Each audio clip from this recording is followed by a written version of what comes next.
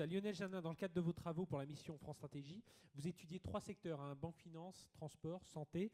Alors justement, on essaie d'élargir. Alors là, on est dans le monde de la finance, des RH, mais voilà, nous dire un peu quels enseignements généraux, mais qui peuvent voilà, s'appliquer à cet univers vous vous tirez aujourd'hui. Bah, effectivement, le choix dans ces travaux a été de prendre un certain nombre de secteurs avec un certain degré de représentativité, activités parfois publiques, privées, grandes entreprises, ou au contraire un tissu industriel un petit peu différent, plus industriel, plus service. On a fait ce choix-là parce que dans les travaux antérieurs qui avaient été menés au printemps, qui s'appelait donc Francia, qui était un peu préfigurateur de ce qui a été la mission Villani ou la mission confiée à France Stratégie, on avait fait un examen assez général.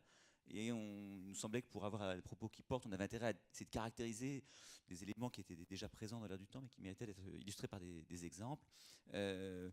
Et effectivement, beaucoup des questions qui ont été abordées aujourd'hui et qui sont traitées par Atling, on les retrouve dans le champ de la santé ou dans le champ des transports.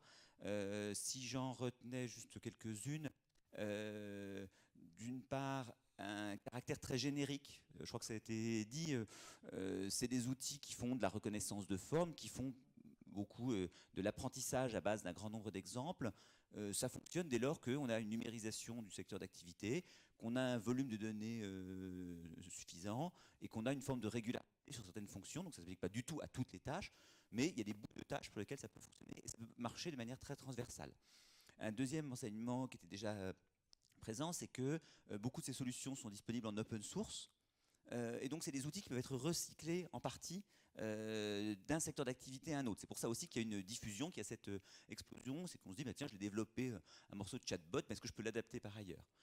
Après, un autre élément, et ce qui a été évoqué aujourd'hui, c'est que même s'il y a cette technologie qui a fait un certain saut, des outils qui sont relativement disponibles, ça reste de l'artisanat dans énormément de secteurs. Donc il faut développer à la main un outil qui est adapté. Et c'est ça qui fait qu'à la fois, ça ira pas aussi vite.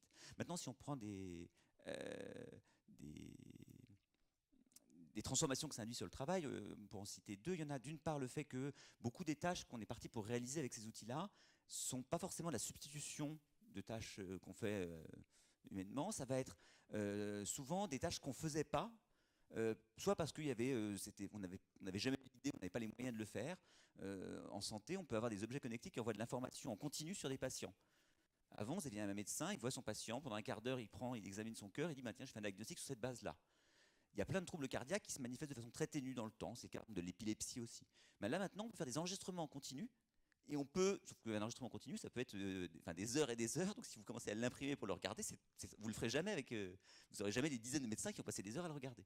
Des outils d'intelligence artificielle, parce qu'il s'agit d'analyser quelque chose qui est numérisé, qui a une certaine régularité, de détecter des patterns, des formes, c'est tout à fait adapté pour faire ça, et donc on va faire ce genre de tâches qui sont des tâches nouvelles.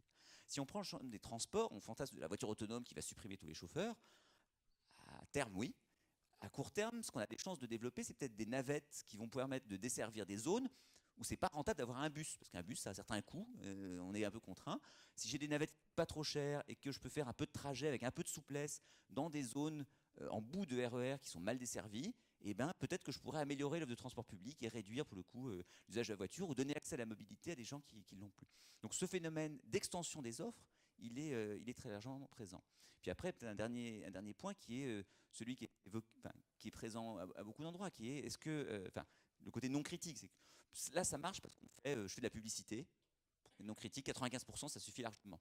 Quand on va faire du transport, quand on va faire de la santé, de la banque, pour certains aspects où c'est des transactions financières, on va avoir besoin de niveaux critiques qui sont beaucoup plus grands, et donc il y a des travaux à faire pour définir les responsabilités, pour se dire je fournis un éclairage, mais il y a un facteur humain qui prend la décision derrière, et éventuellement j'ai juste un éclairage complémentaire, et avec la petite subtilité qui a été mentionnée et qui a lieu dans beaucoup de secteurs, qui est quand ce conseil revient tous les matins, à la fin, la personne dit que son choix, c'est vrai pour le crédit scoring dès aujourd'hui, peut-être pour la médecine demain, donc il y a des garde-fous à construire. Peut-être le côté positif, c'est de dire que si la machine le fait très bien, on délègue. Il y a plein de cas, vous le faites, quand vous appuyez sur un frein d'une voiture, vous freinez pas. Vous enclenchez un logiciel qui détermine comment, à partir de cette instruction, je freine, je serre ou pas sur les étaux. J'appuie sur le disque. Et puis si jamais le sol est mouillé, l'antipatinage il fait que vous ne serrez pas aussi fort que ce que vous voudriez, parce que c'est ça qui va obtenir le résultat maximum. Et on ne se pose plus la question de savoir est-ce que je comprends comment ça marche, est-ce que je pilote le freinage. Ce qu'on veut, c'est que ça freine. Et quand ça le fait bien, on le délègue complètement. Pour beaucoup d'outils d'IA, ce sera le cas. Quand ça fonctionnera bien, on le délèguera complètement. Par contre, des défis sur les endroits critiques, sur cette interface homme-machine qui vont rester, là, il y a des sujets de débat. Mes collègues ont l'air avec beaucoup d'idées sur la question. Oui, et on va en reparler dans un